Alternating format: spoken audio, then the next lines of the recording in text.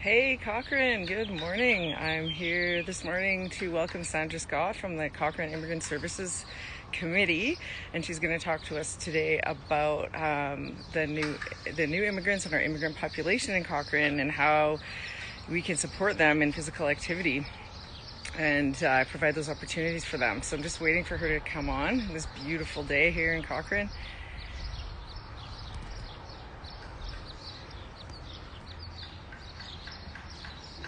Awesome. We'll wait for everybody to jump on here and then hi Ashley.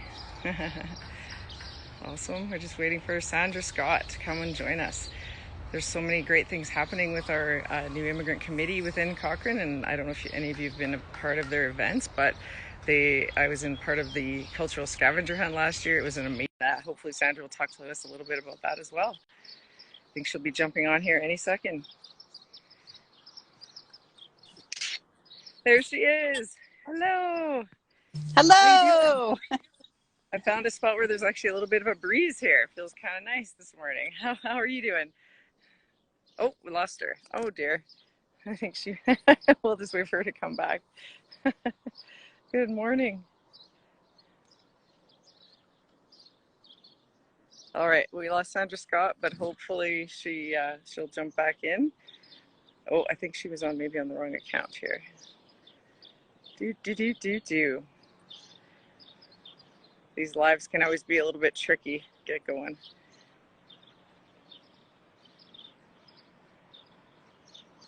Okay, let's try this again. She's coming at us from her other account, so we'll see if that works a little bit better. There she is. Do I have to hit anything to stay? I'm good, right? No, you should be okay. Yeah, you should be fine. There. Yeah. Good. All right. Sounds good. Ashley's asking if I got out for a walk. I did get out for a walk this morning. Yes, it was already hot. All right. So Sandra Scott, Yes. how are you? Really good. It's beautiful. Gorgeous. I know. Well, thanks so much for doing this morning. I know you've been in Cochrane for a long time and you've worn many hats, so to speak, in volunteering, running businesses, raising kids. And so it's a pleasure to have you on here today as, I guess, one of the real role models and great community connectors. So maybe first off, just tell us a little bit about yourself and, yeah, what you love about Cochrane, how you've seen it change, and maybe your favorite places to recreate in Cochrane. Awesome. Thank you. Well, I've been in Cochrane for about 15 years. Was lucky to raise 3 kids here. And I work in Calgary with family services. But I wear a lot of hats. And one of the hats I wear right now is I'm the president of the Cochrane Immigrant Services Committee, and really enjoy being part of community here in Cochrane. And in sport, all 3 of my kids have played sport. Really fun too, like one swimming, one soccer, and one hockey. So having the opportunity to have multiple sports available for kids, I think, is really important. So love our sport community as well. Yeah, that's awesome. Well, one of the things we're trying to promote here through these videos is the Cochrane Community Better Challenge. And so for those of you who don't know yet, maybe you've been living under a rock this month, although it's all over our social media, but hopefully we're getting the word out. Is a challenge to have Cochrane Cochranites track their physical activity minutes, and in an effort to become Canada's most active city and win the prize of $100,000. So it is now June 29th, so we have 1 day to go, but anyone who's watching this can still go back to the beginning of the month if you really want to. We would love it. You can sign up on the participation website, create an account, and then log your activity minutes for the entire month of June. You can log events, you can log team minutes. So if you're able to do that, that would be awesome. Like I said, we have 1 day to go. The final push is on. I think we're about 14th in Alberta right now. But what I really want to know, and we do have a contest for that, so you can still enter today and tomorrow, which I'll talk about in a bit.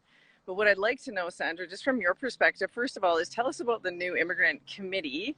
And let's start with that. Just tell us about the new immigrant committee, how it came to be and what your role is. Well, excellent. I really appreciate it. Cochrane Immigrant Services has actually been in Cochrane for probably almost a decade now, but it was kind of done off the side of the desk of some FCSS employees. And what happened is a whole bunch of committees in social services organizations in Cochrane got together and are met once a month just to talk about what resources we have for immigrants and newcomers here in Cochrane. And this was a way to make sure that we weren't like both doing the same thing, noticing things that weren't getting done and filling some of those needs. And it's really grown. So now we've created a board and got society status and are working towards doing way more work in the community because we have a wonderful, culturally diverse town, especially for being a small town in Alberta. And we love it. And we want to celebrate that every day. Oh my goodness, there's so many things I want to ask you about in there. I just sort of know about it. I've participated, like I said, in some of the events, but I guess firstly, I'm really excited to hear about that collaborative piece. I think, so many times when we talk about it in sport, we're working in our silos and we're just kind of dealing with the day-to-day stuff and getting kids on the ice or on the field or, getting the basics taken care of. By working together, that's a perfect example that you're kind of pooling your resources, making sure you're not duplicating and being much more efficient to the community that you're serving. So tell us a little bit about the sort of the mix of diversity within Cochrane. Oh, excellent. Well, for example, we have what we call the amazing Cochrane. Oh my gosh, it's such a cute name. The amazing Cochrane Culture Quest, which is coming up with Culture Days.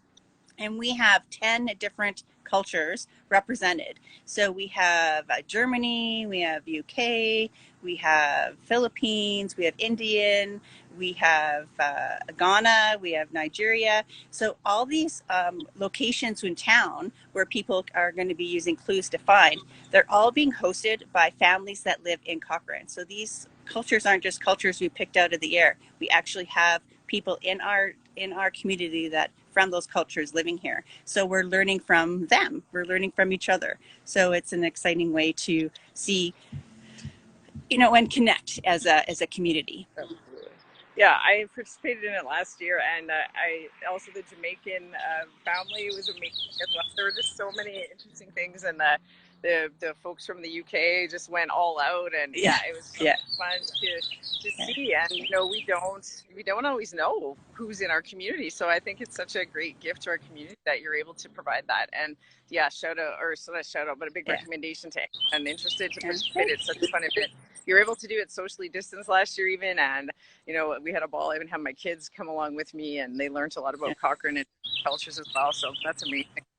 And so for our immigrant and new immigrant families, what kind of barriers, or I guess how did they access sport, and are there any specific kind of things that our sport providers should know to help engage those folks? That's a really good question. And I think just working together. And I think one thing that we do as an organization is just try to connect with newcomers and encourage them to get involved with sport or to encourage them to get involved in groups or to volunteer. Because when they meet people in the community, then they can start to feel like they belong and are accepted. And it's so easy when you move into a new place to just kind of stick it, like you said, in your silo, right? Stick in your family, not really get involved because it's scary, like we admit it. So we just want to try to find and develop a most welcoming way of doing that. So and that's all we really can do. So sports organizations that are just welcoming, affordable, and we can do that. We can do that for our community. So if a sport organization were to send information about some of their programming to you, is that a good way to reach some of those families? Do you have a good connection with families? Okay. Absolutely. Yes, we would love for you to do that. Yeah, absolutely. Okay. That's fantastic. And then one other thing is we just completed the Cochrane Sport and Physical Activity Survey in May, and our sense from the data was that we really had a lot of sort of I would say kind of maybe mainstream folks that are already in sport, but we didn't really get a lot of the folks that are not participating in sport in those families. And so that might be some of the immigrant families as well. And so we might be reaching out to you to get their input as well. And if there's any ways we can hear from those families as to, are we missing the mark? Are you enjoying what's happening? How can we do better? So I think we'll hopefully keep this connection and be able to, you know, help meet each other's needs. So that way, which is great. Absolutely. That's the goal. Nice. All right, so I'm going to tell you a little bit about this challenge, or this contest that we have coming up. So again, you have today and tomorrow to enter, and basically we're trying to focus on the team or the event aspect of the participation challenge. So if you're leading an event, so for example, last night I was out with Ghost Tech and we were doing stand-up paddleboard yoga, and there were 15 of us. So I'm going to log that as an event, and we were out there for 2 hours. So that's 30 hours of physical activity that I'm going to post on there and log for Cochrane. So anyone who's a coach, who's a teacher finishing school, you can go back to the beginning of June and log all your phys ed classes. That would be amazing. Fitness classes that have happened. I know it's been limited. If you've been out for walks, all of that stuff. But so yeah, for the events and the groups, definitely get out there. And if you post a picture of your team or your event and tag us on our Sport for Life Cochrane social media, there are, I think, up to now $700, and Lindsay's on here. She can update us on the prize pack, but there's a whole bunch of local businesses that have donated prizes. So you could enter that draw, and you can enter it today and tomorrow. There's still 2 days left. So we really want to focus on getting those numbers up.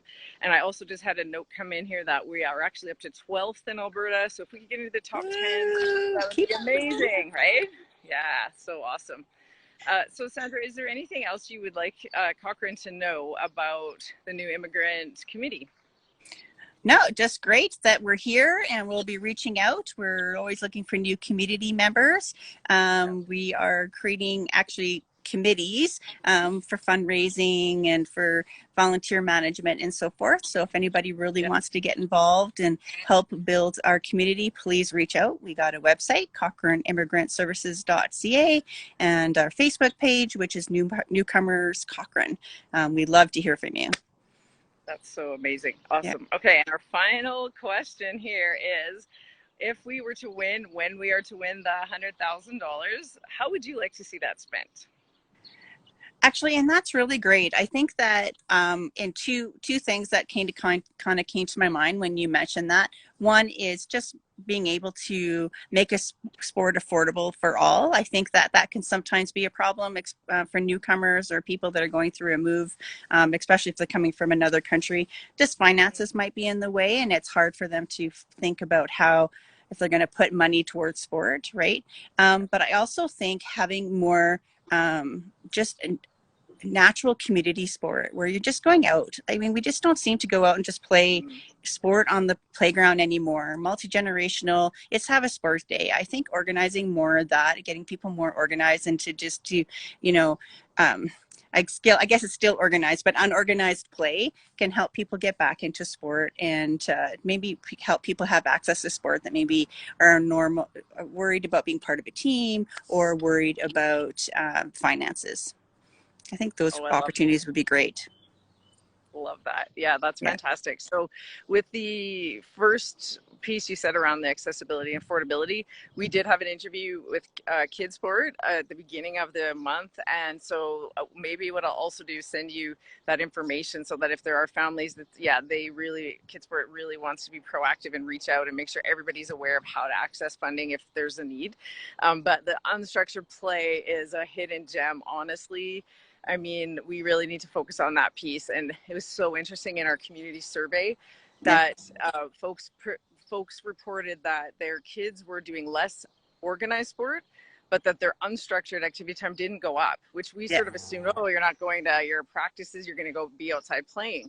But that really didn't happen. And so I think you raised such a great point of like getting out there and playing, and the importance of just, you know, as automatically once you're outside, you're getting more physical activity, and it's great for that mental health. It's great for meeting people in your community, all those things. So I think you hit on a really important piece, and hopefully we'll get the chance to dive into that a little more and see what we can do to create those opportunities for folks to get out.